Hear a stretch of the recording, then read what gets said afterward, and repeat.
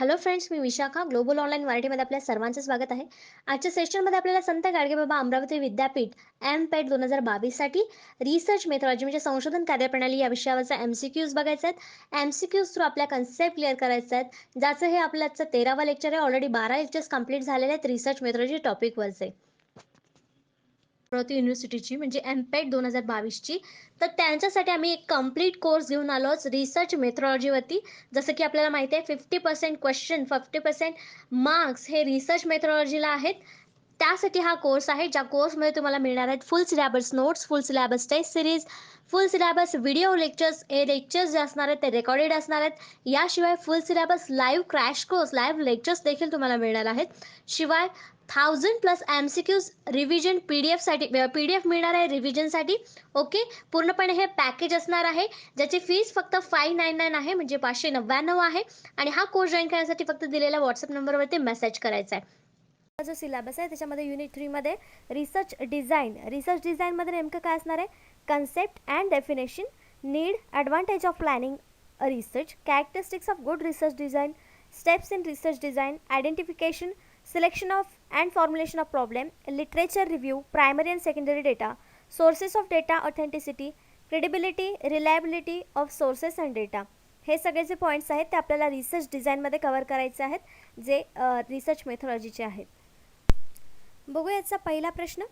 Research design is a dash dash for conducting the marketing research project. विपणन संशोधन प्रकल्प आयोजित करण्यासाठी रिसर्च डिझाईन टिंब आहे. रिसर्च डिझाईन याच्या बाबतीत काय आहे हे आपल्याला सांगायचं आहे. ऑप्शन्स आहेत स्ट्रॅटेजी, धोरण, फ्रेमवर्क. म्हणजे फ्रेमवर्क ज्याला आपण म्हणतो, फ्रेमवर्क म्हणजे वर्डचा मिनिंग आपल्याला लक्षात येतो फ्रेमवर्कवरून. ब्ल्यू प्रिंट, गोषवारा, बोथ बी अँड सी, दोन्ही बी आणि सी. तर इथे करेक्ट ऑप्शन जे आहे ते आहे D, both B and C. कारण फ्रेमवर्क ही म्हणू शकतो आपण त्याला, आणि ब्ल्यू प्रिंट देखील म्हणू शकतो रिसर्च डिझाईनला.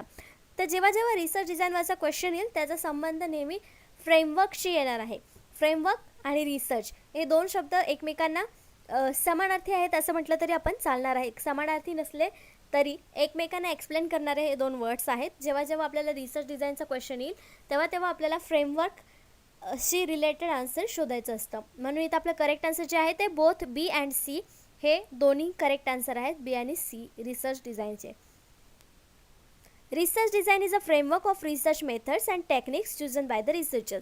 तर रिसर्च डिझाईन म्हणजे नेमकं काय आहे ते आपल्याला समजून घ्यायचं. तर रिसर्च डिझाईन म्हणजे रिसर्चर्सद्वारे जे मेथड चूज केली जाते किंवा त्याचा रिसर्च चांगला होण्यासाठी तो जी मेथड चॉईस करतो आहे आणि टेक्निक कुठली यूज करणार आहे ती चूज करतो आहे, त्याचं फ्रेमवर्क जे आहे त्याला आपण रिसर्च डिझाईन म्हणतो.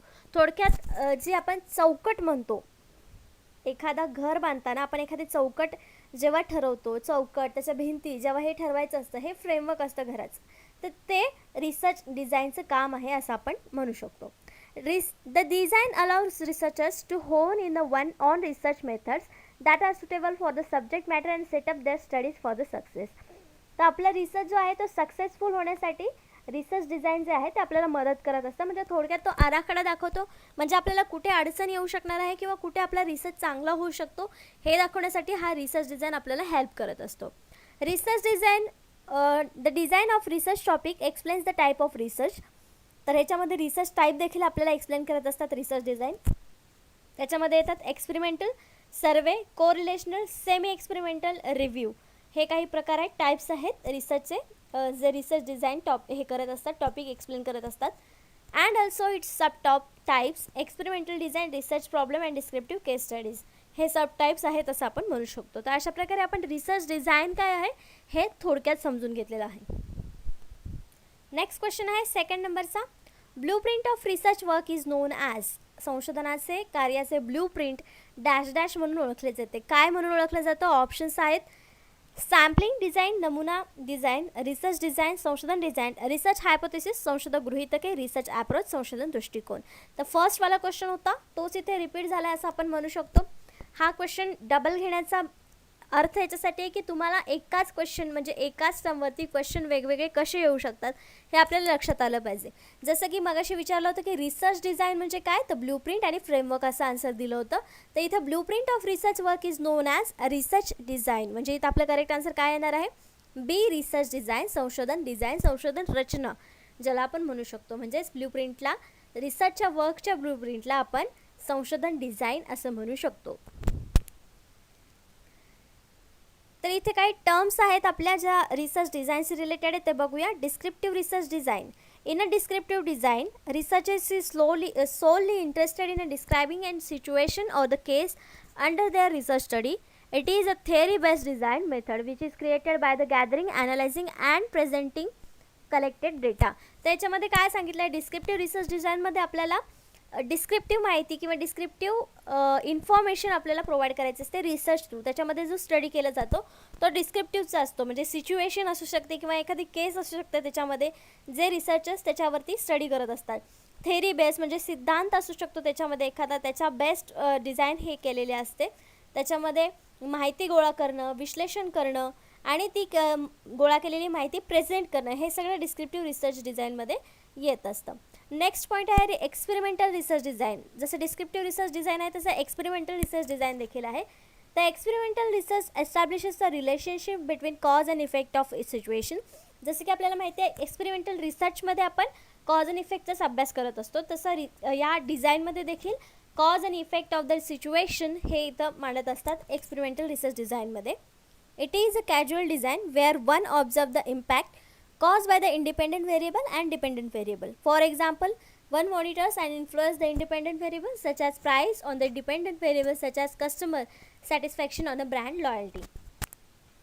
तर इथे काय सांगितलेलं आहे की जे डिपेंडंट आणि इंडिपेंडंट व्हेरिएबल आहेत ते एकमेकांवरती इफेक्ट करत असतात किंवा त्यांचा काहीतरी परिणाम हा दाखवत असतात.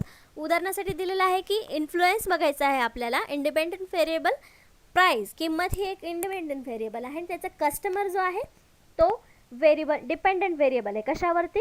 तर प्राईसवरती. प्राईस कमी झाली की कस्टमर वाढणार आणि प्राईस वाढली की कस्टमर कमी होणार. हा असा प्रकारचा त्याच्यावर इन्फ्लुएन्स होत असतो. म्हणजे डिपेंडंट व्हेरिएबल आणि इंडिपेंडंट व्हेरिएबल जे आहेत ते अशा प्रकारे आपण एक्सप्लेन करू शकतो आणि ते कशामध्ये येतात? एक्सपेरिमेंटल रिसर्च डिझाईनमध्ये. नेक्स्ट पॉईंट आहे correlational research design. Correlational research is a non experimental research technique that helps researchers establish a relationship between two closely connected variables. This type of research queries two different groups. तर correlational research डिझाईनमध्ये देखील variables आहेत, पण त्याच्यामध्ये कसे variables आहेत तर दोन क्लोज्ड व्हेरिएबल्स आहेत. डिपेंडंट किंवा इंडिपेंडंट असे वेगळे विरुद्ध अपोजिट व्हेरिएबल्स याच्यामध्ये नाही आहेत. क्लोजली कनेक्टेड व्हेरिएबल याच्यामध्ये आहेत आणि ते research requires two different group. ह्याच्यामध्ये दोन वेगळे ग्रुप हवे असतात किंवा नेसेसरी असतात कोरिलेशनल रिसर्च डिझाईनमध्ये आणि हा नॉन एक्सपेरिमेंटल रिसर्च टेक्निक आहे. तर कोरिलेशनल रिसर्च डिझाईन झाला. तर 4th नंबरचा आहे diagnostic research design. In diagnostic research design the researchers is looking to evaluate the underlying cause of specific topic or phenomenon. त्याच्यामध्ये काय असतं, स्पेसिफिक टॉपिक जो असतो त्याच्यावरचं त्याचं इव्हॅल्युएशन करायचं असतं किंवा त्याचं डायग्नोसिस करायचं असतं, निदान करायचं असतं की ह्याचं कारण काय आहे हे जे बघणं असतं. म्हणजेच इव्हॅल्युएशन करण्याचं असतं. ते डायग्नोसिस रिसर्च डिझाईनचा कॅरेक्टरिस्टिक्स असतं. This method helps one learn more about the factor and create troublesome situation. तर याची ही जी मेथड आहे याच्यामध्ये आपल्याला काहीतरी नवीन शिकण्यासाठी मदत करत असते. And the factors that create troublesome situation. तर याच्यामध्ये काही सिच्युएशन्स देखील निर्माण करत असतात डायग्नोसिस रिसर्च डिझाईनमध्ये. नेक्स्ट आहे explanatory research design. Explanatory research design uses a researcher's idea and thoughts on a subject to further explore their theories. The research explains unexplored aspects of subject details about what, how and why the research question. तर explanatory रिसर्चमध्ये काय येणार आहे? Y, हाव आणि what या प्रकारचे क्वेश्चन्सचे जे answer आपल्याला करायचे आहेत. आयडियाज, थॉट्स, विचार आहेत, आपले कल्पनाशक्ती आहे, त्यावरती जे आपण थेअरीज मांडणार आहोत तो एक्सप्लेनेटरी रिसर्च डिझाईनमध्ये येणार आहे. नेक्स्ट क्वेश्चन आहे 3 नंबरचा. Research design is a blueprint, outline and a dash dash. Research design हा आराखडा, बाह्यरेषा आणि डॅश डॅश आहे. तर इथे आपण बघितलं ब्ल्यूप्रिंट आहे रिसर्च डिझाईन म्हणजे फ्रेमवर्क आहे. आउटलाईन पण आहे, इथे आपल्याला एक नवीन वर्ड सापडला आहे. नेक्स्ट यापैकी अजून काय आहे? ऑप्शन्स आहेत गायडन्स आहे, कंट्रोल आहे, प्लॅन आहे की स्ट्रॅटेजी आहे. त्याचं करेक्ट आन्सर आहे सी, प्लॅन. आउटलाईन प्रिंटसोबत रिसर्च डिझाईन एक प्लॅन देखील आहे जो आपल्याला रिसर्च करण्यासाठी उपयोगी येतो किंवा रिसर्च करताना तो प्लॅन करावा लागतो. Research design is a plan to answer every your research question. तर रिसर्च डिझाईन हा प्लॅन आहे. आपण असं का म्हटलं, तो कसला प्लॅन आहे, तो आपला जो रिसर्च क्वेश्चन आहे त्याचा आन्सर करण्यासाठीचा प्लॅन आहे research design. Research method is a strategy use to implement that plan. म्हणजे ही एक स्ट्रॅटेजी आहे आपला जो प्लॅन आहे तो इम्प्लिमेंट करण्यासाठी. Research design and methods are different but closely related.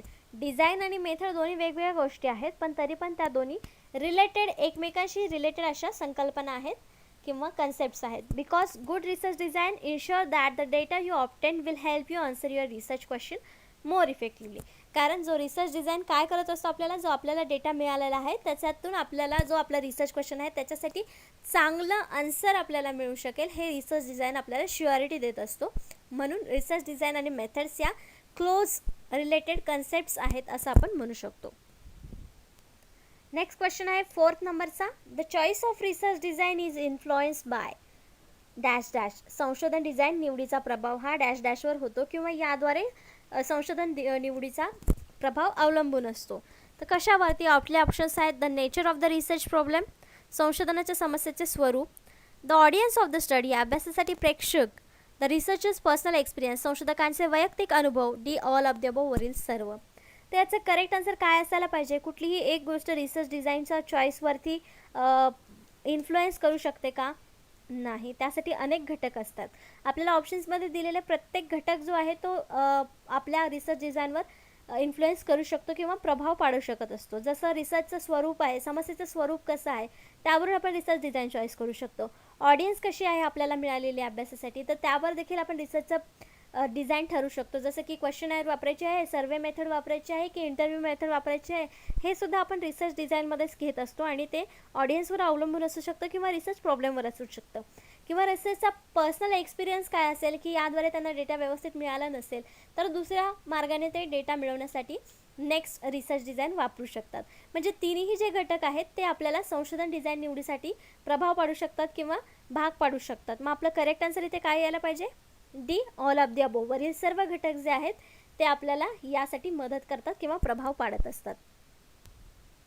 The selection of research design is also based on nature of the research problem or issue being addressed, the researcher's personal experience and the audience for the study.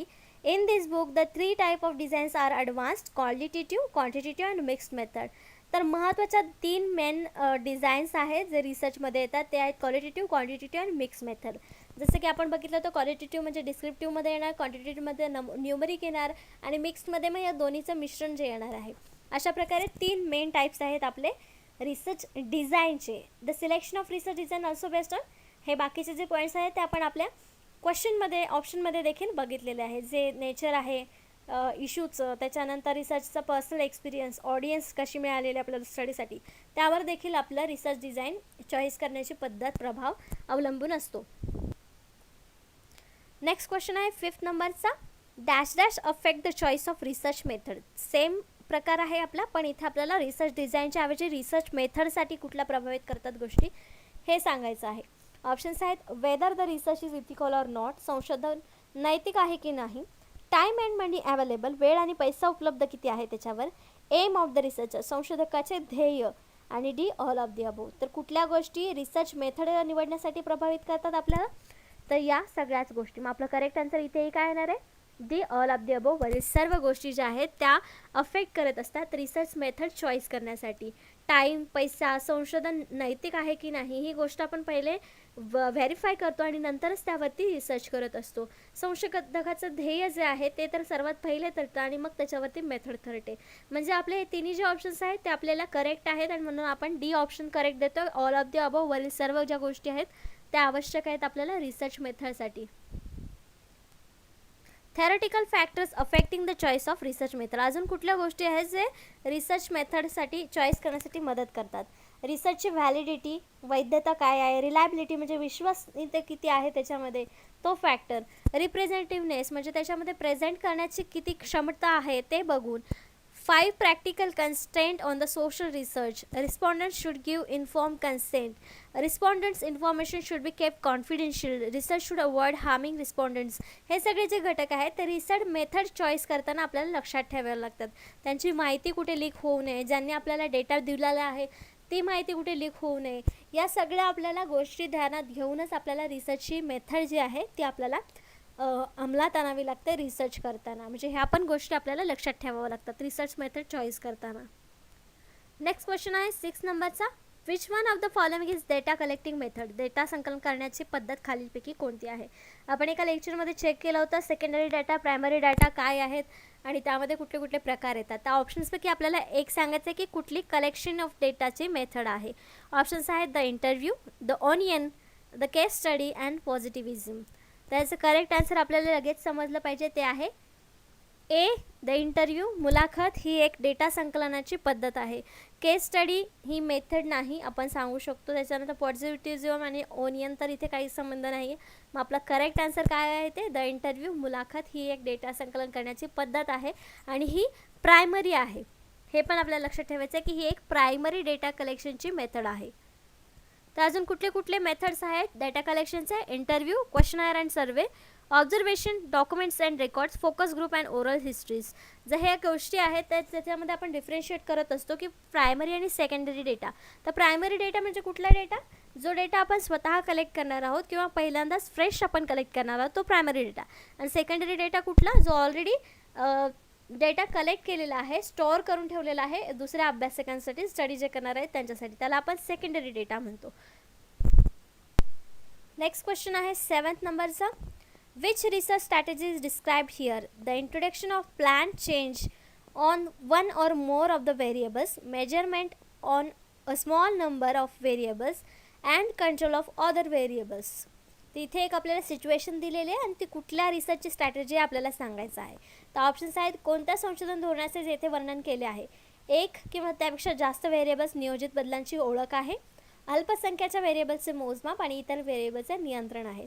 तर इथे आपल्याला दिसते variables, measurement आहेत आणि change होत आहेत variables, शिवाय control देखील आहे. मग हे कुठल्या प्रयोगाचं किंवा आपल्या कुठल्या रिसर्चचं हे कॅरेक्टरिस्टिक आहे, कुठल्या रिसर्चमध्ये आपल्याला हे सगळे वर्ड्स दिसतात. तर आपलं करेक्ट आन्सर इथे आहे एक्सपेरिमेंट. ऑप्शन्स तर आपण बघितलेच नाही कारण आपल्याला क्वेश्चनमध्येच लक्षात आले की हा कुठला रिसर्च असणार आहे. एक्सपेरिमेंट, केस स्टडी, सर्वे आणि इथनोग्राफी. तर याच्यामध्ये करेक्ट आन्सर आपला एक्सपेरिमेंट आहे कारण व्हेरिएबल्सचे जास्त खेळ खेळायला इथे आणि व्हेरिएबल्सवरतीच हा क्वेश्चन आहे म्हणून आपला हा करेक्ट आन्सर इथे आलेला आहे एक्सपेरिमेंट, प्रयोग. Experimental design refers to how participants are allotted to the different groups in experiment. Experiment design कशाशी रेफर करते तर पार्टिसिपंट्स कसे अलॉट केले जातात डिफरंट ग्रुप्समध्ये एक्सपेरिमेंट करण्यासाठी. Type of design include repeated measures, independent groups and match pairs designs. तर या डिझाईनमध्ये काय इन्क्लूड असतात, मापं, इंडिपेंडन्स ग्रुप, स्वतंत्र groups and match pairs design आणि काहीतरी जोड्या लावलेल्या अशा पेअर्स असतात का हे असतात. The research must decide how he will allot their samples to the different experimental groups. तर रिसर्चरला डिसाईड करायचं असतं की तो कोणत्या ग्रुपमध्ये सॅम्पलला पाठवणार आहे किंवा कुठल्या सॅम्पलला कुठल्या ग्रुपमध्ये एक्सपेरिमेंटसाठी घ्यायचं आहे हे रिसर्चर ठरवत असतो. तर हे सगळे जे आपले कॅरेक्टरिस्टिक्स आहेत किंवा हे जे वर्ड्स आहेत ते आपल्याला एक्सपेरिमेंटल डिझाईन किंवा एक्सपेरिमेंटल रिसर्चमध्ये येतात, आपल्याला दिसतात, अभ्यास करताना पुन्हा पुन्हा आपल्याला वाचनात येतात. म्हणून आपलं करेक्ट आन्सर तिथं रिसर्च एक्सपेरिमेंटलमध्ये आलं होतं. नेक्स्ट क्वेश्चन आहे 8 नंबरचा. For any study you should question the validity and reliability of. म्हणजे कुठलाही अभ्यास करण्यासाठी, कोणत्याही अभ्यासासाठी आपण त्याच्या वैधता आणि विश्वासार्हतेवर प्रश्न विचारला पाहिजे किंवा त्याचा आधी विचार केला पाहिजे. तर काय करताना आपल्याला हे सगळं केलं पाहिजे. ऑप्शन्स आहेत द सॅम्पलिंग प्रोसिजर, नमुना प्रक्रिया निवडताना, द क्वेश्चन आहे प्रश्नावली तयार करताना, द इंटरव्ह्यूइंग प्रोसेस मुलाखत करताना किंवा D all of the above वरील सर्व. त्याचं करेक्ट आन्सर आहे बी द क्वेश्चन आहे प्रश्नावली. प्रश्नावली करताना आपल्याला आधी माहिती पाहिजे की कुठले प्रश्न व्हॅलिड आहेत, कुठले विश्वासार्ह आहेत आणि कुठल्या प्रश्नांची उत्तरं आपल्याला मिळाली तर आपल्याला उपयुक्त ठरणार आहे आपल्या रिसर्चसाठी. म्हणून ह्या प्रश्नांची क्वेश्चनायर तयार करताना सुरुवातीला आपल्याला स्टडी करावा लागतो क्वेश्चन्स कुठले घ्यायचे आणि त्यानंतरच आपल्याला क्वेश्चनायर तयार करता येते किंवा ती एक चांगली क्वेश्चनायर तयार होते आणि डेटा कलेक्शनसाठी ती उपयुक्त ठरते. म्हणून आपल्याला इथे करेक्ट ऑप्शन बी मिळालेला आहे द क्वेश्चनायर, प्रश्नावली. Questionnaire can be effective means of measuring the behavior, attitude, preference, opinions and intention of relatively large number of subjects more cheaply and quickly than other methods.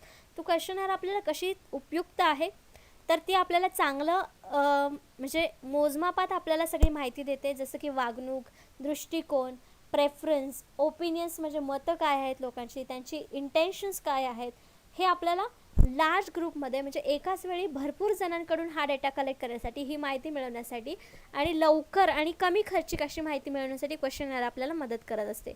Often a questionnaire uses both open and close questions to the collect data.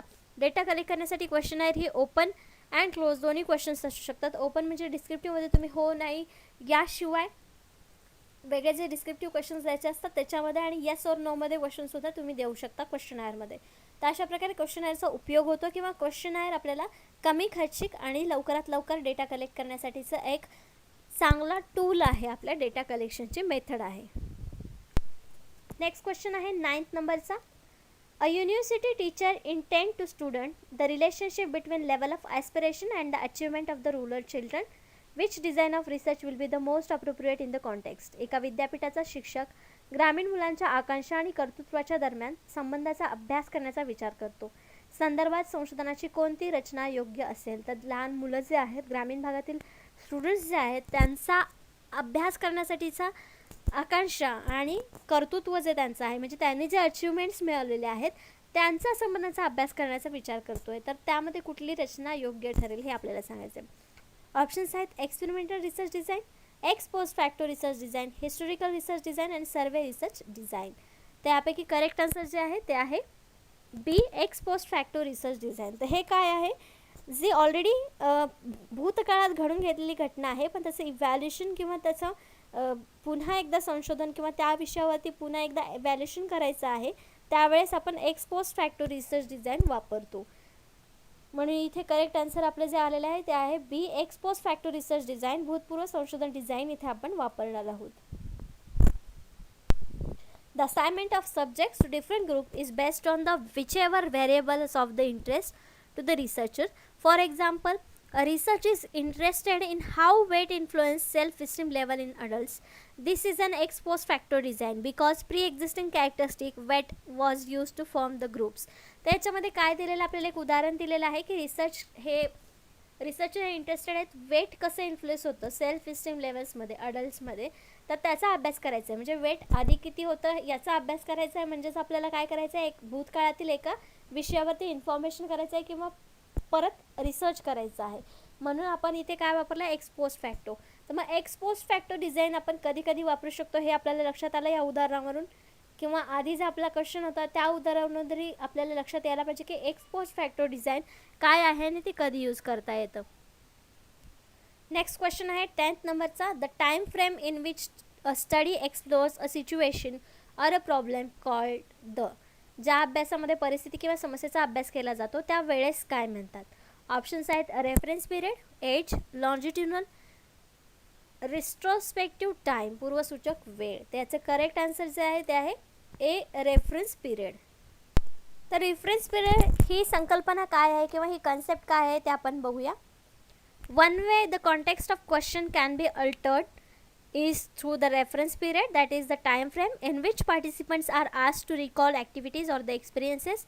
Prior research has examined the effect of the reference period length on the memory or recall. म्हणजे एक अशी गोष्ट ज्याच्यामध्ये आधी काही आपला research झालेला आहे का त्याच्यावरती आपण स्वतः विचार करायचा, किंवा आपल्याला काय ऑब्झर्वेशन झालेलं आहे का, आपल्या वाचनात काय आलेलं आहे का, आपण काय ॲक्टिव्हिटी केली होती का, आपण काही अनुभव घेतले होते का, आपण जो विषय निवडलेला आहे रिसर्चसाठी त्यावरती. तर हे जे सांगणं आहे किंवा हे रिकॉल करण्याचा जो टाईम पिरियड आहे त्याला रेफरन्स पिरियड असं आपण म्हणतो. तर आपला क्वेश्चनही तोच होता, हा जो एक पिरियड आहे त्याला काय म्हणतात, तर तो रेफरन्स पिरियड आहे, त्याला आपण रेफरन्स पिरियड असं बोलू शकतो. जसे की टाईम फ्रेम हे उदाहरण दिलेलं आहे, टाईम फ्रेम म्हणजेच रेफरन्स पिरियड असं आपण सांगू शकतो. तर अशा प्रकारे आजचे आपले 10 प्रश्न 10 कन्सेप्ट इथे संपलेले आहेत रिसर्च डिझाईनवरचे. नेक्स्ट लेक्चरमध्ये देखील आपण रिसर्च डिझाईनमधले जे कन्सेप्ट राहिलेले आहेत त्यावरती MCQs बघणार आहोत. आजच्या सेशनसाठी धन्यवाद.